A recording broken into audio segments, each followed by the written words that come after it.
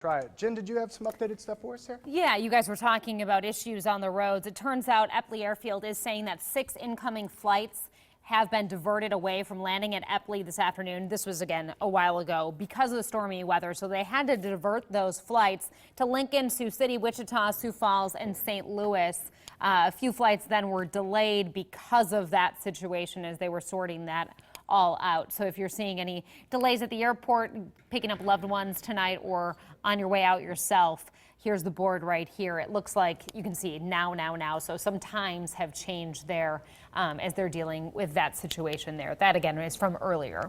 All right, and Jennifer, I did make contact with the mayor's office at City Hall, and one of her top administrators did tell me that the mayor has been in the Emergency Operations Center with the city's emergency manager monitoring this situation.